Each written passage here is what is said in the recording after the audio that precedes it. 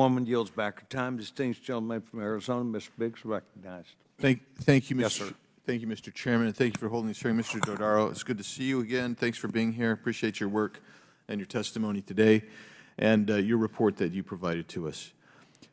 One of the open topic areas discussed in your written testimony is the need for the Department of Education to obtain data to verify income information for borrowers reporting zero income when applying for income-driven repayment plans for federal student loans. Did you make any specific recommendations, and please tell us about potential for implementation of those recommendations? Yes, thank you for that. That's an important question. When we first looked at this issue, we found over 95,000 plans.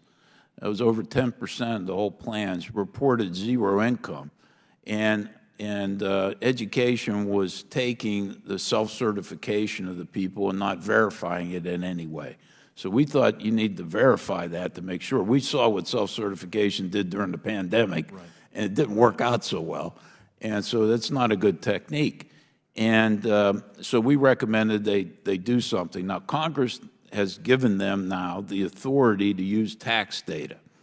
But the applicant for the income-driven repayment program has to allow the IRS, their data to be accessed by IRS and reported to the Education Department. And in the efforts to take applications for further plans, because some people change their plans or apply for new ones, about 70%, a little over 70% of the people allowed education to access their tax data. The other ones didn't. So the question is, how is education now going to use other information, which could be commercial sources, or it could be the new hire database that's collected by HHS that collects current wage data. It's used for child enforcement purposes, but that's what we used when we checked that database against the education database. Education hasn't made a decision yet about what they're going to do to verify those that do not have the IRS compliance. So I'm very concerned. They need to make sure they have something in place to do this. Do they have a deadline before they need to come up with how they're going to actually implement for the other 30%? Yeah, I'll check on whether they have a deadline or not, but they should have one before they start the program again. But they've missed a lot of deadlines. Like we're looking at now at the free application for student loan aid, the FAFSA program, all the problems they had, yep, what happened there, and they were trying to get all the data out of them. This income-driven repayment program, if they implement the recommendations successfully, CBOs, or Joint Committee on Taxation, or CBO, I forget which one, have estimated it could save $2 billion. So it's very important. I'll follow $2 billion up. Over time? Yeah, over time. Okay. Yeah, and so we'll follow up with them, and I'll let you know on the time frame. If they don't have one, I'll recommend they establish one, obviously. Very good. And you anticipated, one of my questions was, what kind of savings do you anticipate? So since GAO has been conducting an annual duplication report in 2011, your agency has made over 2,000 recommendations to federal agencies and to Congress on how to reduce or eliminate duplication and overlap in federal programs, and the execution of those recommendations has resulted in $667.5 billion in savings. I commend you for that, but I would just say it's not near enough. Why do I say that? Because from 2011 to where we sit today, our deficit has grown, our national debt has grown by $25 trillion, and we maintain a consistent structural deficit in excess of $2 trillion.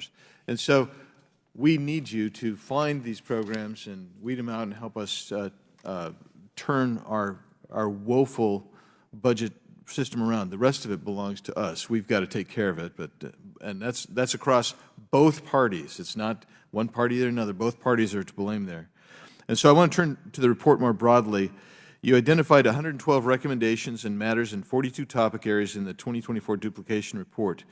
What are the common themes and threads among programs with opportunities for cost savings and revenue enhancement?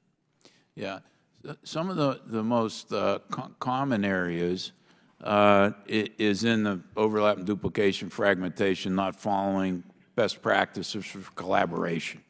And I'd mentioned earlier in the Chairman's questioning, I think Congress should legislate those 8 criteria so that agencies that have interagency councils can work on it. In the other areas, in cost savings and revenue enhancements, there are a number of recommendations at IRS to better focus their enforcement efforts. And in that area also, we have recommendations to the Congress. Like, for example, in the past, we recommended that the Congress accelerate the date for W-2s to be provided to IRS. Before, employees had to get them in January, by the end of January, but IRS didn't get them in Social Security until April. So a lot of people were filing fake tax returns, and there was a lot of identity theft going on. So Congress expedited the reporting of the wage data. Now it's saved $7 billion from fraudulent tax payments. We have other recommendations to the Congress. To your point, one of the big cost drivers in the federal debt is health care.